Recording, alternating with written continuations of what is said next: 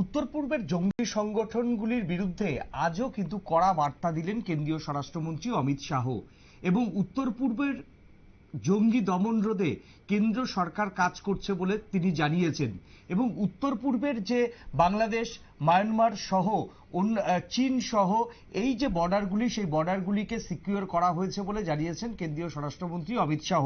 তবে উত্তর পূর্বের জঙ্গি দমন নিয়ে অমিত শাহকে পাল্টা কটাক্ষ করতে ছাড়লেন না অসমের কংগ্রেস সভাপতি ভূপেন বোরা। অসমের 10টি জেলা এখনো অশান্ত দাবি করলেন অসমের প্রদেশ কংগ্রেস সভাপতি ভূপেন বোরা। বৈঠকে মণিপুর নিয়ে কেন চুপ তা নিয়েও কিন্তু অসম কংগ্রেসের পক্ষ থেকে কিন্তু ইতিমধ্যেই প্রশ্ন তোলা হয়েছে।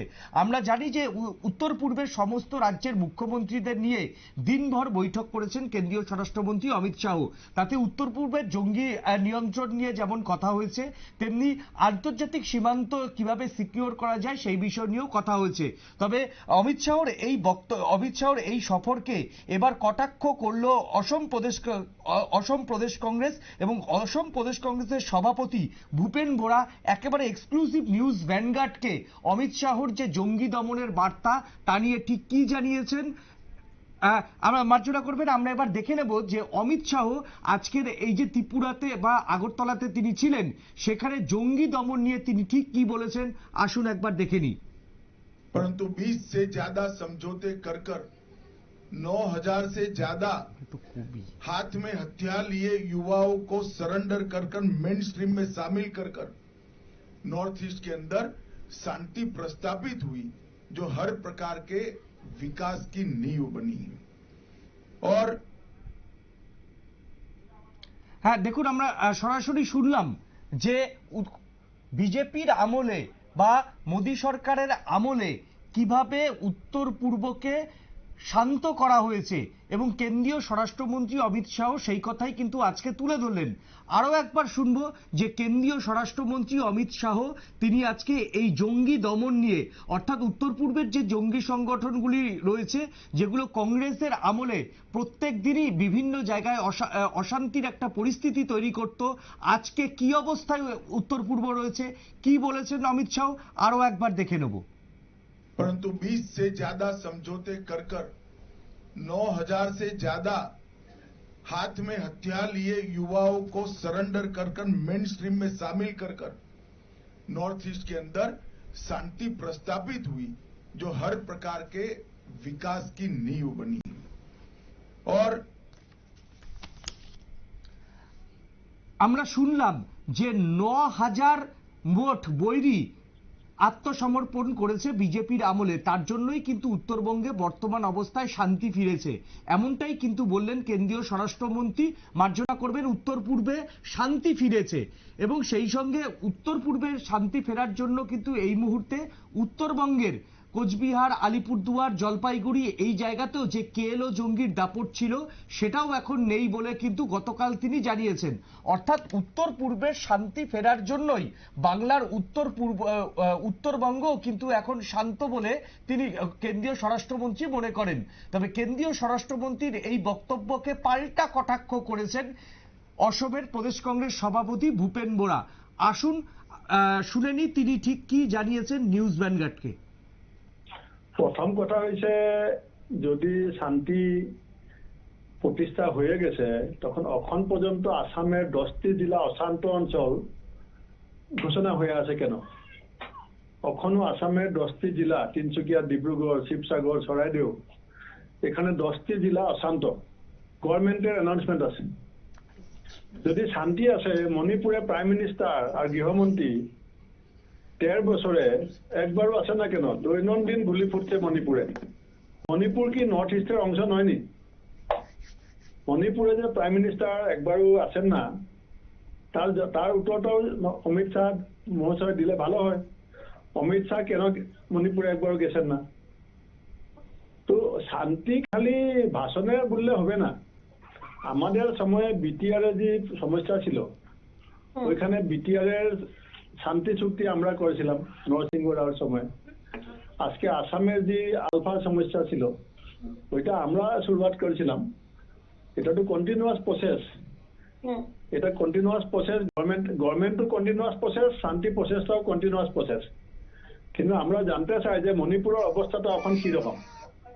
প্রাইম মিনিস্টার, হোম মিনিস্টার একবারও এখানে উপস্থিত হয়েছে না কেন? ওইটা কি বলতে পারবেন যে মণিপুরে পুরা শান্তি আছে? ওইটা কি বলতে পারবেন যে আসামে 10টা জেলা কালকে পর্যন্ত যেটা অশান্ত অঞ্চল ঘোষণা করা গিয়েছিলেন কালকে উদ্ধার করার জন্য বলেন? গৃহমন্ত্রীকে আমরা চ্যালেঞ্জ করছি যে আপনি উদ্ধার করে দেন যে আসামে পুরা শান্তি আছে 100%। আমরা যেটা অশান্ত অঞ্চল ওটা আমরা উদ্ধার করেছি।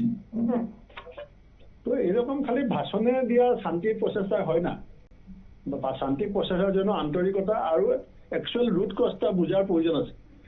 এখানে আনএমপ্লয়মেন্ট।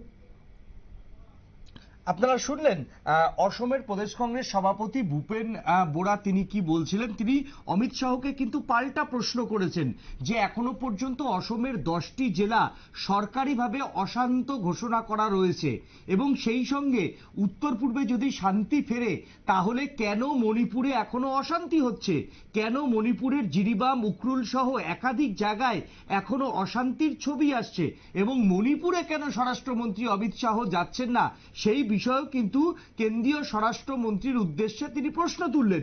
এবং পাশাপাশি মণিপুরে কেন এখনো প্রধানমন্ত্রী যাচ্ছে না তা নিয়েও কিন্তু এবার বিজেপি নেতৃত্বের দিকে পাল্টা প্রশ্ন ছুড়লেন কিন্তু অসমের প্রদেশ কংগ্রেস সভাপতি। এই মুহূর্তে আমরা চলে যাব, আমাদের প্রতিনিধি অঙ্কিতা বর্ধন রয়েছে। অঙ্কিতা, অসম প্রদেশ কংগ্রেসের তরফ থেকে আজকে কি কি ডিমান্ড করা হয়েছে? এই উত্তর পূর্বে শান্তি ফেরানোর যে দাবি করেছেন অমিত শাহ, প্রায় 9,000 জঙ্গি ইতিমধ্যেই বিজেপির আমলে আত্মসমর্পণ করেছেন বলে অমিত শাহ দাবি করেছেন কেন্দ্রীয় স্বরাষ্ট্রমন্ত্রী, এবং তার এই দাবি অত্যন্ত তাৎপর্যপূর্ণ। এবং আজকে তারপরে অসম প্রদেশ কংগ্রেস বা নর্থ ইস্টের যে অরুণাচল আছে, নর্থ ইস্টের তোমার হচ্ছে মণিপুর রয়েছে, নর্থ ইস্টের নাগাল্যান্ড রয়েছে, নর্থ ইস্টের মেঘালয় রয়েছে, এই যে এখানকার যে প্রদেশ কংগ্রেস সভাপতিরা তারা ঠিক কি বলছেন, তুমি দিনভর তাদের সঙ্গে কথা বলেছো, সেটা যদি একবার জানাও। ছিল উত্তর পূর্বাঞ্চল পর্ষদের 72তম প্ল্যানারি অধিবেশনের দিকে, কারণ এই অধিবেশনে স্বরাষ্ট্রমন্ত্রী থেকে শুরু করে ডোনার মন্ত্রী জ্যোতিরাদিত্য সিন্ধিয়া এবং উত্তর পূর্বের উন্নয়ন মন্ত্রকের প্রতিমন্ত্রী ডক্টর সুকান্ত মজুমদার এবং বেশ কয়েকজন কেন্দ্রীয় আধিকারিকরাও কিন্তু উপস্থিত ছিলেন। এছাড়া 7 রাজ্যপাল এবং 5 মুখ্যমন্ত্রী তাদেরকে নিয়ে আজ মূলত একটি রুদ্ধদ্বার বৈঠক হয়। তারপরে অমিত শাহ তিনি ভাষণ রাখেন, আর সেই ভাষণের দিকেই প্রত্যেকের নজর ছিল। এবং তুমি যে কথাটা বলছিলে, আমাদেরও সকাল থেকে এই ভাষণের দিকেই নজর ছিল যে উত্তর পূর্বাঞ্চল নিয়ে কি আলোচনা করেন। এবং প্রথমে একেবারে ভাষণের শুরুতেই দেখা গেছে উত্তর পূর্বাঞ্চলের জঙ্গি দমন নিয়ে স্বরাষ্ট্রমন্ত্রী অমিত শাহ তিনি বললেন যে প্রধানমন্ত্রী নরেন্দ্র মোদী তিনি যখন ক্ষমতায় এসেছেন তারপর থেকেই উত্তর পূর্বের যে জঙ্গি দমন কিভাবে করতে হবে সেই বিষয়টা নিয়ে তৎপর ছিল, এবং যে পরিসংখ্যান তিনি আজ তুলে ধরেছেন সেই পরিসংখ্যানে তিনি বলেছেন এখনো পর্যন্ত ভারত সরকারের সাথে 20টি চুক্তি স্বাক্ষর হয়েছে বৈরীদের সাথে। আর সেই স্বাক্ষর এবং বিভিন্ন যে বৈরীরা রয়েছে যারা কখনো বিভিন্ন জায়গায় অস্ত্র নিয়ে তারা বিভিন্ন জায়গায় অশান্তি সৃষ্টি করত, বিশেষ করে উত্তর পূর্বাঞ্চলের যে পাহাড়ি এলাকা বা সীমান্ত এলাকা, তাদেরকে স্বাভাবিক জীবনে ফিরিয়ে আনার একটা গুরুত্বপূর্ণ বা গুরু দায়িত্ব পালন করেছে বর্তমান সরকার অর্থাৎ বিজেপি সরকার।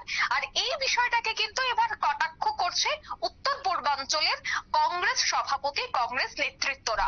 আমরা কথা বলেছিলাম অসমের কংগ্রেস প্রদেশ সভাপতি, আমরা এছাড়া অন্যান্য কংগ্রেস সভাপতিদের সাথেও কথা বলেছি উত্তর পূর্বের, এবং প্রত্যেকেরই একটা বক্তব্য হচ্ছে যে উত্তর পূর্বাঞ্চলে যদি শান্তি সত্যিই ফিরে আসে তবে মণিপুর কেন এখনো অশান্ত? যে মণিপুরে 1 বছরের উপর হয়ে গেছে, এখনো সেখানে আগুন জ্বলছে, এখনো হাহাকার, সেখানে কেন বা সেই মণিপুর নিয়ে কেন আলোচনা করছে না স্বরাষ্ট্রমন্ত্রী বা প্রধানমন্ত্রী?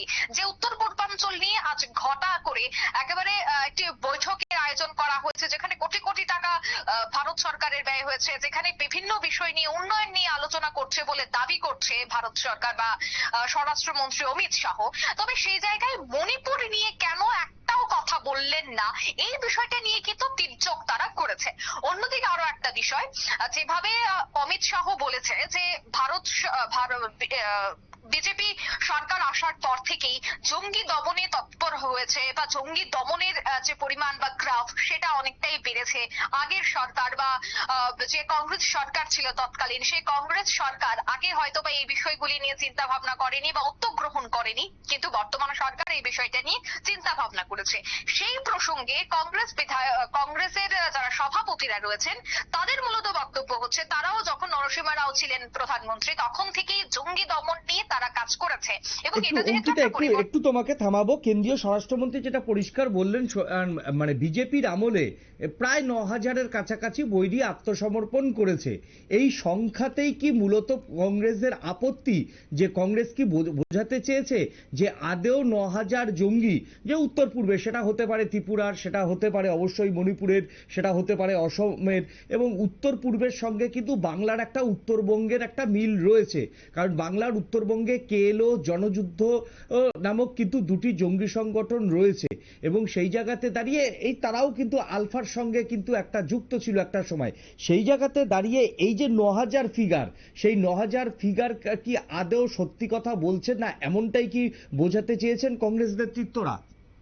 একদমই। দেখো, বিরোধীরা এই বক্তব্যের বিরোধিতা করবে সেটাই স্বাভাবিক। এবং তুমি যে কথাটা বলছিলে আলফার কথাটা, সেই কথাটাও কিন্তু বিরোধীরা বলছেন বা কংগ্রেসের যারা সভাপতিরা তারা বলছেন যে এই বিষয়গুলি নিয়ে আগেই তৎকালীন সরকার অর্থাৎ কংগ্রেস তারা এই বিষয়গুলি নিয়ে চিন্তা করেছিল এবং কিভাবে জঙ্গিদের দমন করা যায় সেই বিষয়গুলি নিয়ে তারা আগে থেকেই চিন্তা ভাবনা করেছিল। এবং বর্তমানে যেহেতু বিজেপি রয়েছে তাই সেক্ষেত্রে তারা এখন এই কাজগুলি করছে। আগামী দিনে আবারও যদি কংগ্রেস ফিরে আসে এই কাজগুলি করবে। এবং তুমি যে কথাটা বলছিলে যে সংখ্যা, এই সংখ্যাটার বিরোধিতা বা এই সংখ্যাটা নেই সেই বিষয়টা তারা হলফ করে না বললেও এক প্রকার বিরোধিতা করবে, কারণ তাদের একটা বিরোধী তকমা অবশ্যই রয়েছে। আর বিরোধী তকমা থাকা মানেই শাসক দলের বিভিন্ন বক্তব্য সেটাকে বিরোধিতা করা, এবং সেটাই করছে বিরোধীরা। এবং তারা বলছেন যে এখন বিজেপি সরকার যা করছে, যে সংখ্যাটা তুলে ধরছে, তখন তৎকালীন সময়ে তারাও এই সংখ্যাটা বা এইভাবেই কাজ করেছিল। যদিও বর্তমানে সরকার সে বিষয়টা বোঝাচ্ছে, বাড়িয়ে প্রচার করে দেখানোর চেষ্টা করছে, যেটা আগে কংগ্রেস করেনি। ঠিক এইভাবেই কিন্তু তারা আজ অমিত শাহের বক্তব্যের একেবারে বিপক্ষে হয়ে তারা বক্তব্য রাখছে। এবং আজ আমরা যখন অমিত শাহের বক্তব্য শুনছিলাম, তারপরে যখন আমরা পরপর কংগ্রেস বিধায়ক থেকে শুরু করে কংগ্রেস সভাপতিদের সাথে কথা বলি, তারাও কিন্তু এই ইস্যুগুলিকেই বিরোধিতা করছিল। এবং এই বিরোধিতাই উঠে এসেছে যে শাসক বিরোধী দরজা চলবে, আগামী দিনেও এই বিষয়গুলি উঠে আসবে। কিন্তু এই যে উত্তর পূর্বাঞ্চল যে পার্টিকুলার বিষয়গুলি নিয়ে আজ অমিত শাহ আলোচনা করেছে, তাতে কেন মণিপুর উল্লেখ ছিল না সেই বিষয়টা নিয়ে কিন্তু বারবার ইস্যু করছে বিরোধীরা। একেবারেই অঙ্কিতা, আমাদের সঙ্গে এতক্ষণ থাকার জন্য ধন্যবাদ। তবে উত্তর পূর্ব যদি শান্ত থাকে তাহলে কেন মণিপুর অশান্ত, এই প্রশ্নই কিন্তু আগামী দিনে বিজেপিকে কিন্তু বড় প্রশ্নের মুখে দাঁড় করাবে।